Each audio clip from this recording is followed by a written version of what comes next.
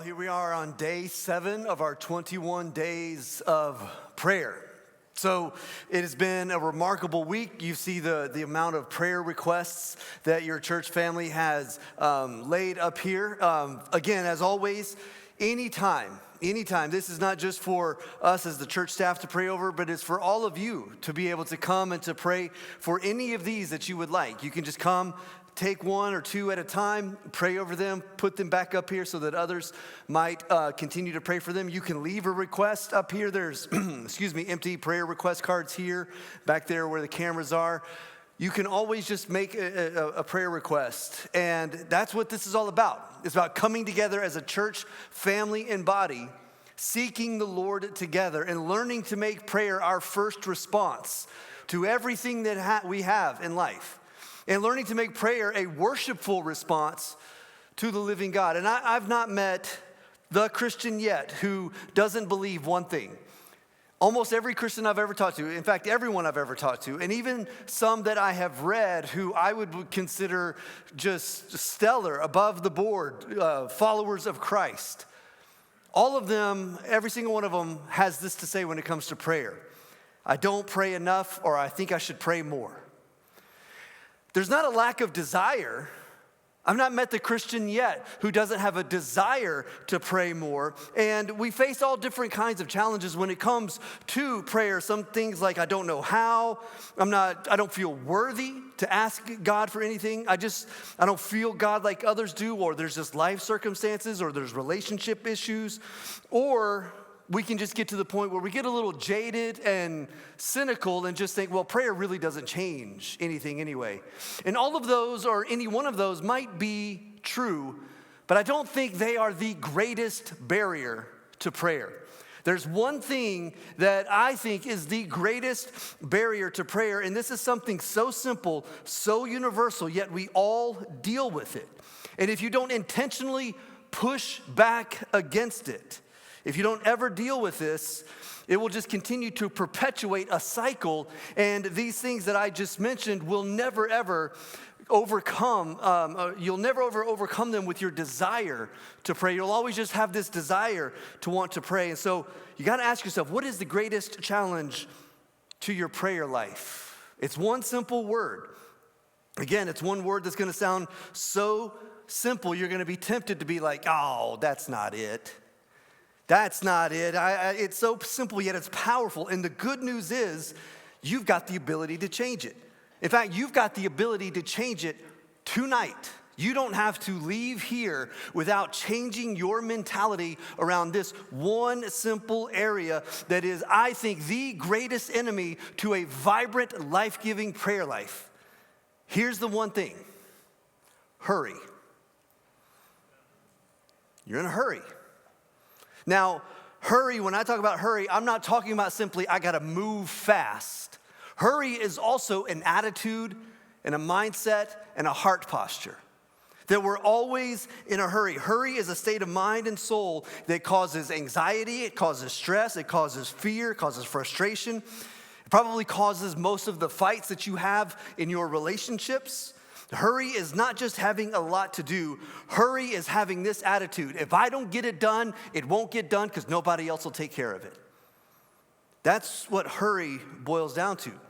Now, Jesus' life and his teaching completely go against a hurry mindset. When you read the Gospels, you see Jesus was never, ever, ever in a hurry. He walked everywhere he went. He never stopped and pulled somebody over and said, hey, I'm commandeering your camel because I got to get somewhere quickly. It was walk patiently everywhere. Never in a hurry, never stressed, never was he anxious. And he, as I've told you before, no person had a more important mission or purpose in the history of the world, and he was never in a hurry to get to anywhere. How did he do something like that?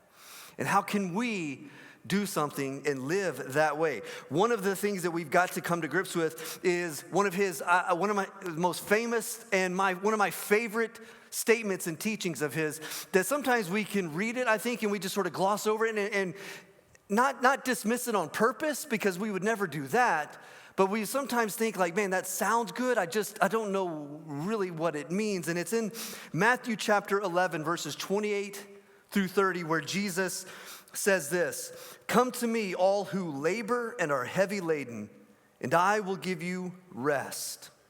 Take my yoke upon you and learn from me, for I am gentle and lowly in heart, and you will find rest for your souls, for my yoke is easy and my burden is light."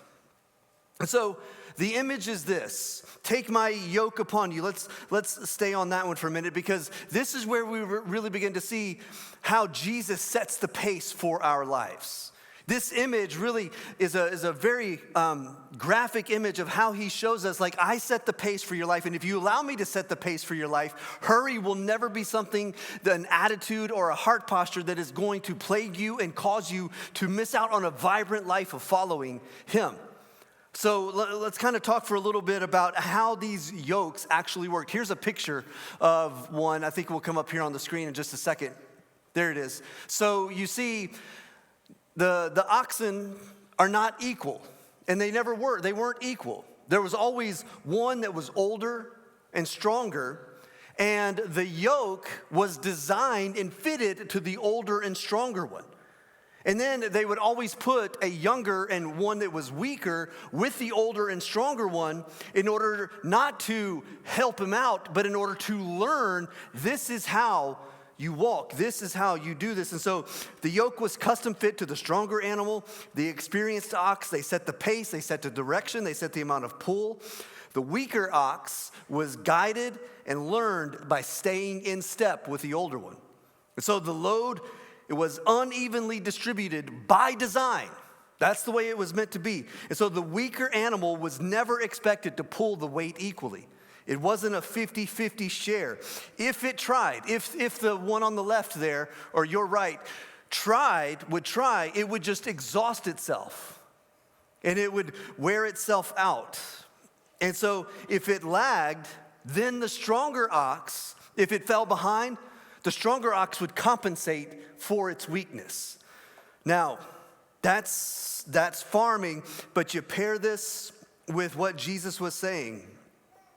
And if you take an ox, a strong one, and put it with a weak one, that's how you've got harmony. And here's essentially what Jesus is saying: take my yoke upon you, for my yoke is easy and my burden is light. Here's what he's not saying. He's not saying, I will walk beside you as long as you pull your share. That creates hurry. That creates trying to keep up, trying to move. He's not saying, we're going to split the load 50-50. I'll do my part if you do your part. Kind of like that phrase that's nowhere in the Bible. In fact, it's completely anti to Jesus, that God helps those who help themselves. That's completely contrary to his teaching here. That's modern sentimental Christianity. Here's what he is saying. Here's what he's saying. I'm the stronger one. I set the pace. I carry what you cannot. Your job is to follow me.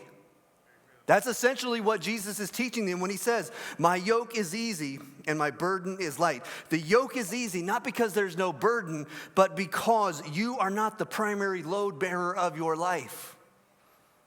And prayer is meant to get us into that mindset that I'm not here to carry the weight. I'm here to surrender to the one who is carrying the weight of my life.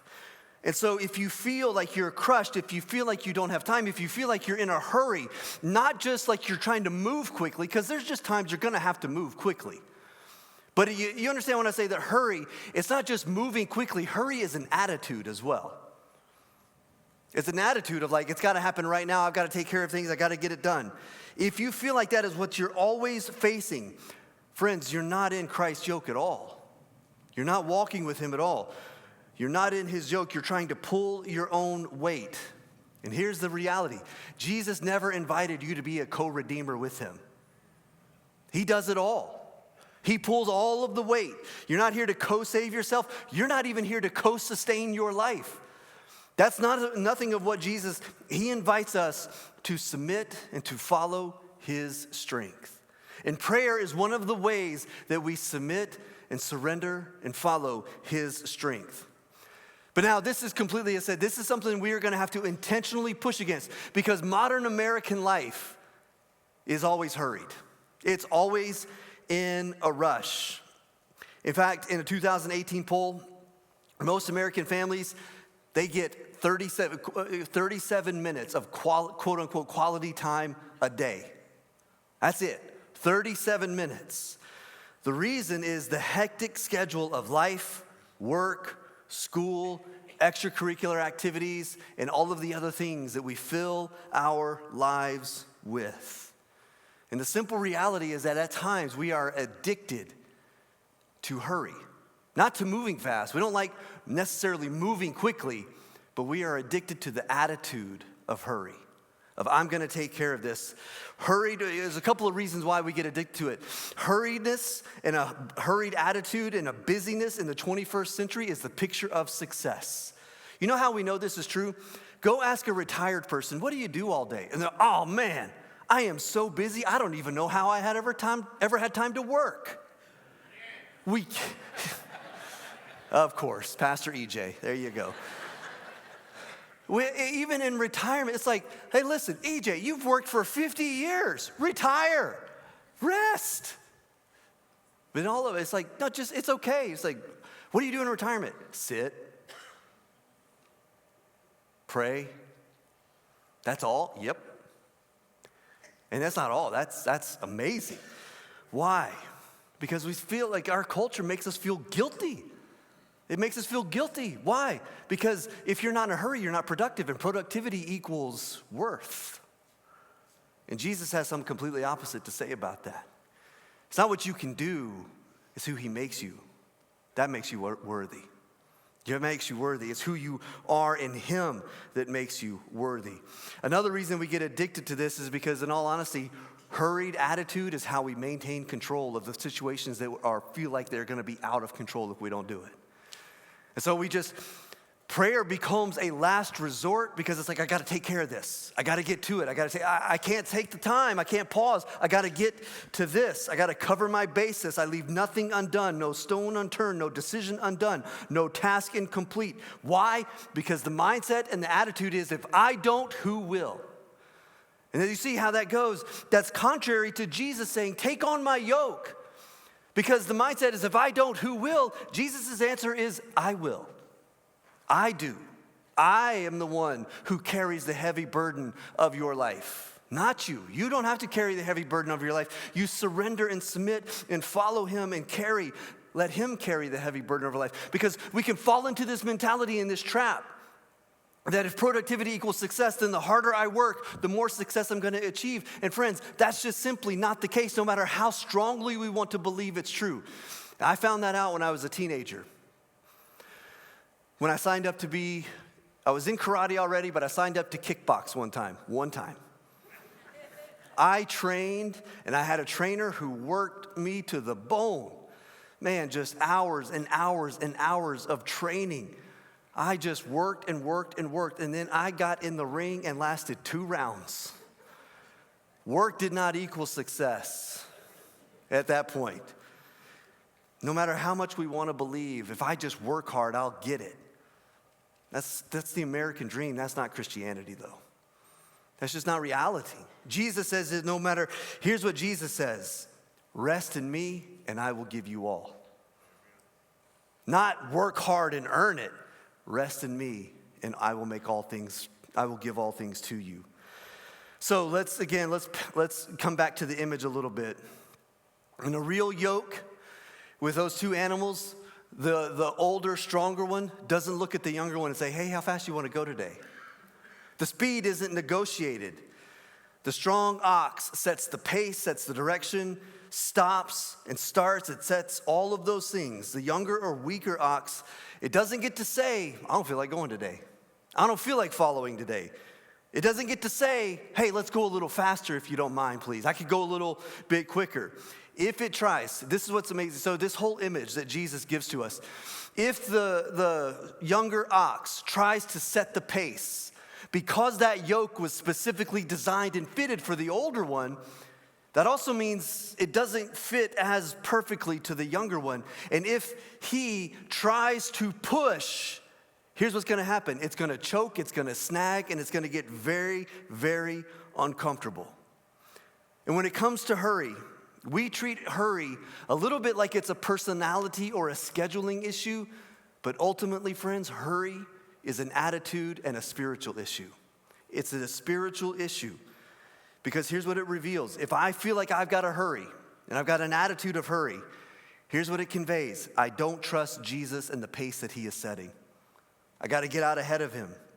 I believe the outcomes depend on me, that I'm the one in charge. I'm trying to prove myself instead of receiving who I am.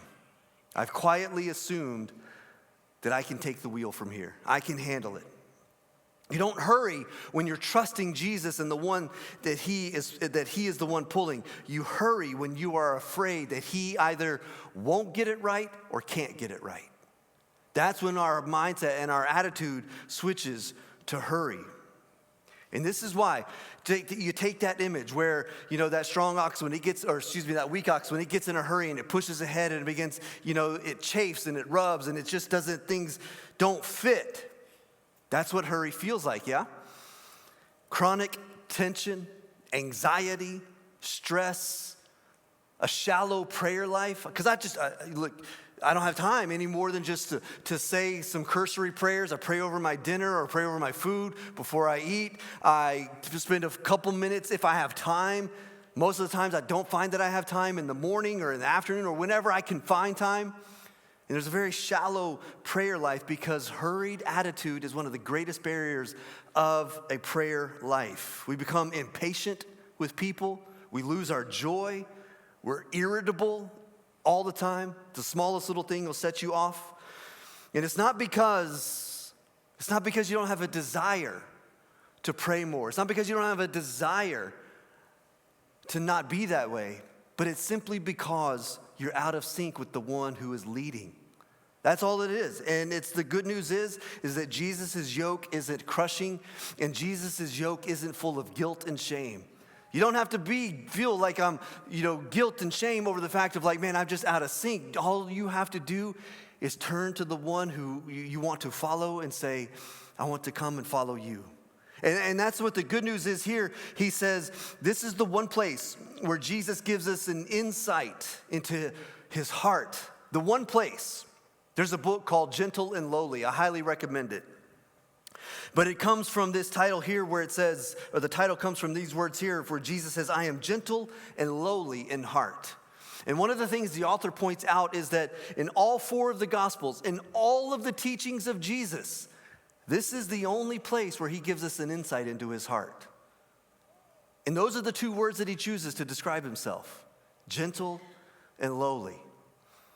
Humble and approachable. Those are another way you could think about those. Humble and approachable. I want you to kind of think about that for a second.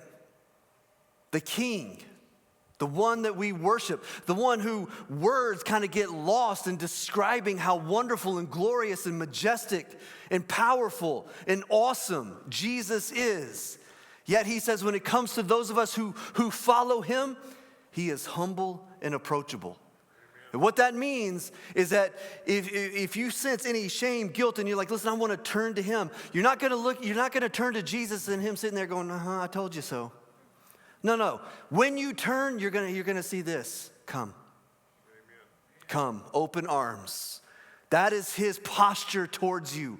You can always come to him in prayer and set aside that hurried mindset and come to him. And so Jesus, listen, when you follow him, you're going to move at a slower pace. He shows us throughout the Gospels. He just moves slower. Jesus doesn't move at the speed of a email inbox. Jesus doesn't move at the speed of a text message.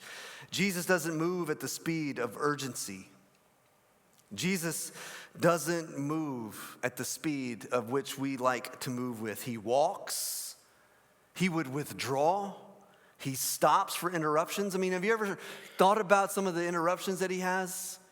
Jairus' daughter is dying, and he's on his way to do a miracle, to heal her. This is what everybody thinks, like the healer, the teacher is on the way. And on his way, the woman with the issue of blood touches his garment and he turns and stops the whole thing. You ever put yourself in Jairus' shoes in that moment of like, we're in a hurry here. Let's go. Jesus never gets in a hurry. He stops. He sleeps in the storms. He lets people wait. He says no without guilt. And he does all of that while carrying the weight of the world. And so the simple reality is, if we find ourselves in a rush, if we find ourselves in a hurried attitude, if we find ourselves being crushed by a mindset of hurry, the simple reality is we are trying to get out ahead of the stronger one who's in our life. And what he is saying is, you must fall back and surrender. And he's offering us relief. And here's how you find it: submission to follow him. Not I got to do more. Nope, it's not, how do I keep up or what do I need to do? It starts by, Jesus, I want to submit to follow you and move at your pace. This addiction to hurry, friends, it will steal your joy, and it is the greatest barrier to a strong and vibrant prayer life because it moves us so quickly. I read an article that said that only 6%, imagine this, 6% of Americans, have what is now called a Christian worldview. That means 94% of Americans, that means some in the church as well, do not live with a Christian worldview, but instead live with an American mindset, an American worldview. And at the same time, we are the most depressed, angry, stressed, and divided. Why? Because as hurry goes up, relationship goes down. As we have this hurried mindset that the American life puts upon us, relationship goes down. Relationship first and foremost with Christ, and then relationships with others. Because when you're in a hurry, you don't have time to invest in others, and nor do you have time to invest in your relationship with Christ. And so hurry is the main barrier. The good news is, Jesus gives you an off-ramp here. You don't have to live on the interstate highway of the American dream that is moving at 150 miles per hour and tells you if you slow down the least little bit, it's going to run you over and leave you behind. There is an off-ramp, and it's called the way of Christ. And you can follow him, and you can get in behind him and surrender to him. Jesus has said a lot about this idea, about this hurried mind, soul, because he had a lot to say about our heart. So what's the alternative? What's the alternative look like where we begin to have a vibrant prayer life? First, you must take Jesus' invitation that he invites you into a relationship where he is the source of your life. This is the key. This is where it begins. Because one of the reasons we have a hurried attitude and mindset is because we look to things for life when Jesus must be the source of life. If I got to hurry in order to have this stuff, in order to have these things, those things become my life, they become my idols, they become my gods, and I forsake my relationship with him. But when he is the one who becomes the source of life, he becomes the source of joy, he becomes the source of everything that I need, he becomes the source of my strength, then I pursue him and I follow him. And I'm going to tell you, you don't have to run after him with a hurried mindset. You can go at a slow and gentle pace because his yoke is easy and his burden is light. He invites you into that relationship, and he invites you to rest from the busyness of life. That's why he says, come to me, all who are heavy laden, and I will give you rest. Come to him, which means you must learn from him. Pay attention to him. Give him time, give him attention, give him thought. Rest is relief from trouble related to anxiety. Relief from trouble. Take my yoke. Try trading the burden of trying to guide your own life for the easy burden of following him. So how do you begin to do this? Let me give you some just real thoughtful things. First, budget your time. Think about where you're spending your time. Look at your schedule. There's a thought that says, if you look at your bank ledger, that'll show you what's most important in your life. That's true to some degree. But also, if you look at your calendar, that will show you what's most important in your life. Show you all of the things that you prioritize. Because the reality is what makes your calendar is priority. Because there's 1,000 things that you could put there, but you've chosen to put those things there, and they are a priority to you. So figure out, where am I spending my time? Does my calendar look like a hurried attitude calendar? Or is it a calendar where I've taken on the easy burden of Christ? And then next, I would encourage you is to redefine what success in life looks like. Does it look like achievement? Does it look like moving? Does it look like going? Or does it look like taking on the easy burden, the yoke of Christ? So here's the question. We're going to move into a time of prayer here for a little bit that I'm going to lead you in. But I want you to sit with this question. Don't answer it too quickly. Where in my life am I moving faster than Jesus ever would, and I'm calling it faithfulness? Sit with that one for a second. Where in my life am I moving faster than Jesus ever would? And I explain it by saying, I'm just trying to be faithful.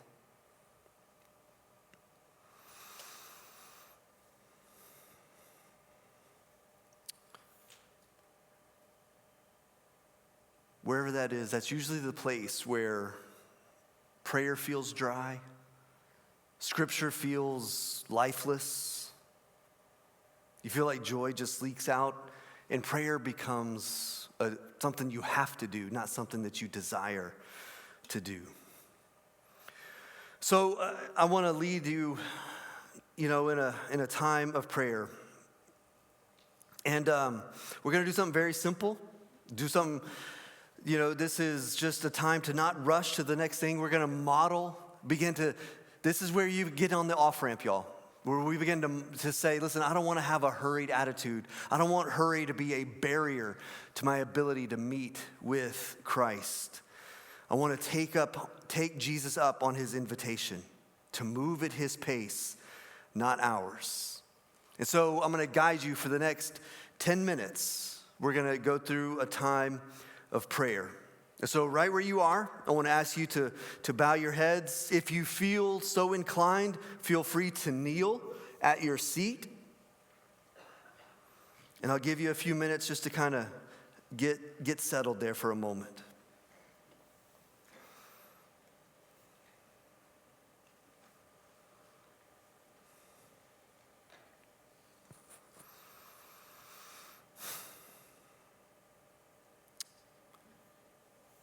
So, this first moment, this is about just trading the pace of hurry for the pace of Jesus. So I'm just going to ask you to do a couple things. First, just take a few deep breaths as you come into the presence of Christ.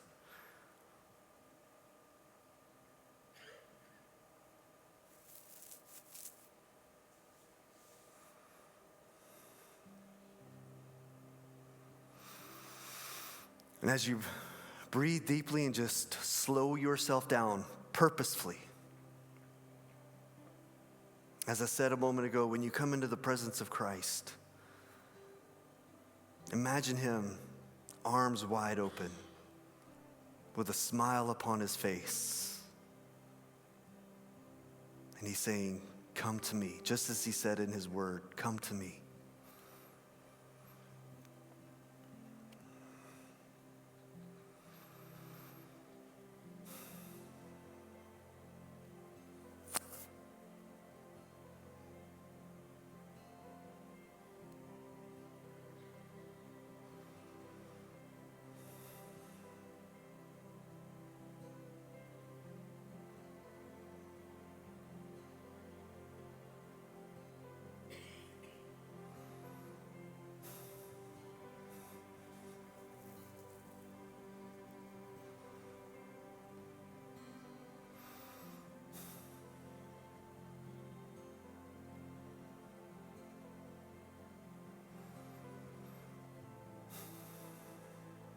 Maybe you need to just say, Jesus, I often want to move faster than you.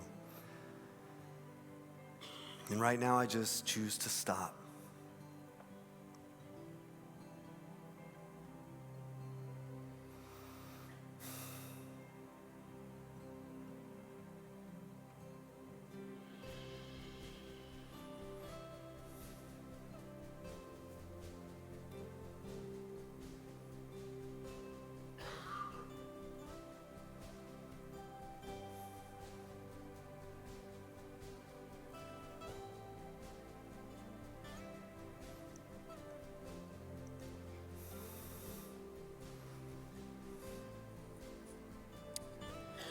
I'm sure just like me, even right now as I'm pausing before the Lord, there's things coming to your mind of your mind is just racing with, here's some things you can do, or here's a conversation you need to have, here's a text you need to send, or tonight when you get home, make sure you take care of this. As those things come to mind, just take a moment and say, Jesus, I surrender that to you and trust you with it.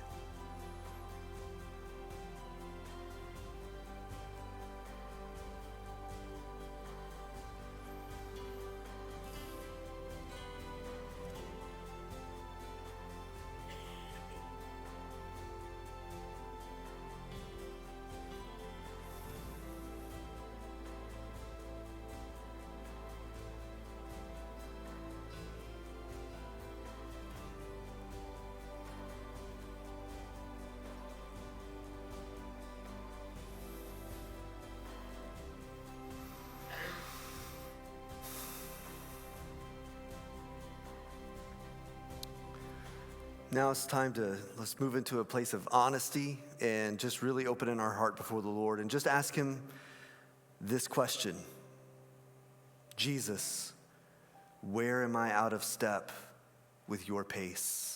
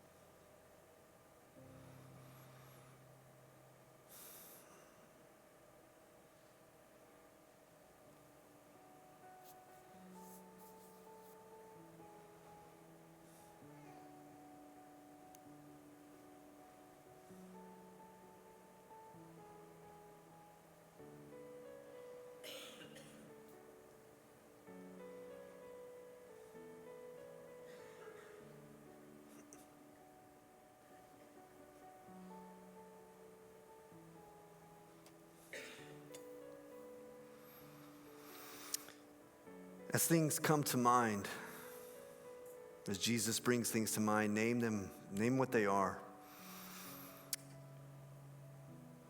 And then pray along these lines. Jesus, I release my desire and need to rush this. I release my need to control this. I release my fear that everything depends upon me. Take some time and pray through that, surrendering it and releasing it to the Lord.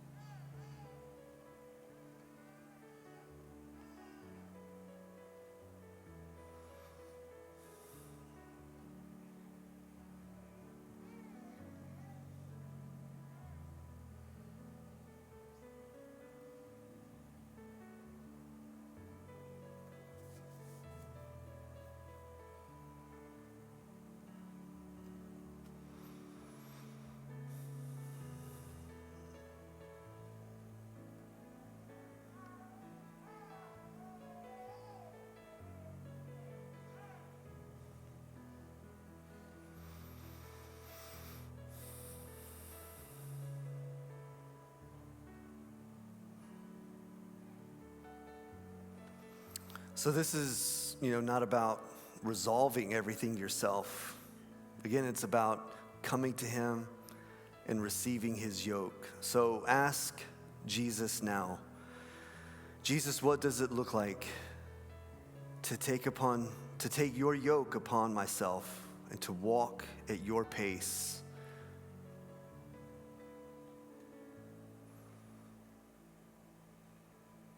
It's probably not going to be a full plan. It's probably going to be just 1, 2, maybe small acts of obedience. So take a few moments and ask the Lord, what does that look like for me to walk at your pace?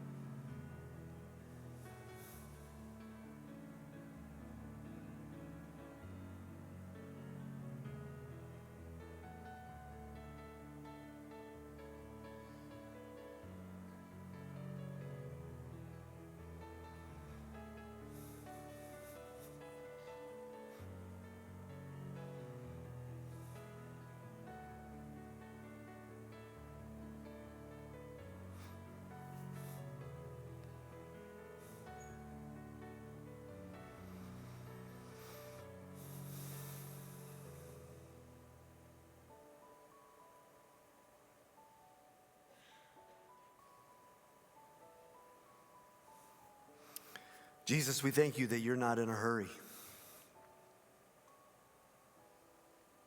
It feels very, very strange and foreign to me, Jesus, to not just be rushing to the next thing and the next thing and the next thing. But Jesus, I want to take you at your word, that I can come to you, that we can come to you. And we can be at peace and we can be at rest as we take your yoke upon our lives. And so, Jesus, we worship you because you set the pace for us. And we want to follow you in obedience. We want to follow you in step. We don't want to get out ahead of you. We don't want to try to outpace you. We don't want to try to go in our own direction. So Jesus, show us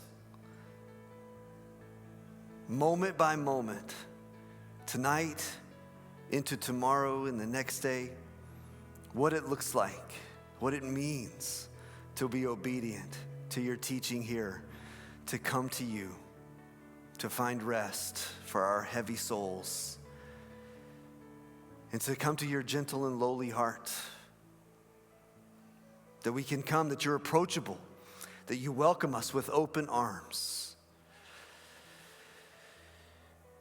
And there's lots of things, Jesus, that across this room, those watching online, there's many, many burdens in our lives that we're trusting you with, that if we're honest, we want you to answer and take care of it right now. There's prayer requests along the front of this platform where many are saying, and if you will, take care of it right now. And so, Jesus, we pray that we would wait upon you, we would walk with you, and we would not feel a sense of impatience or have a mindset and a heart of anxiety caused by feeling like things have got to happen quickly. Jesus, we need to rest in you and receive everything that you want us to have from you. And so, Lord, as we've slowed our lives down for just a few moments here tonight, I pray that you would bring us back to this moment and remind us of the joy of being with you in prayer, seeking you in prayer, calling upon you in prayer, asking of you in prayer, and then trusting you in prayer. Jesus, we thank you for the gift that prayer is to us, that we can approach the throne of our Father because of what the way that you made open for us. So, Father, I do pray that as we close this evening tonight, that you keep us all,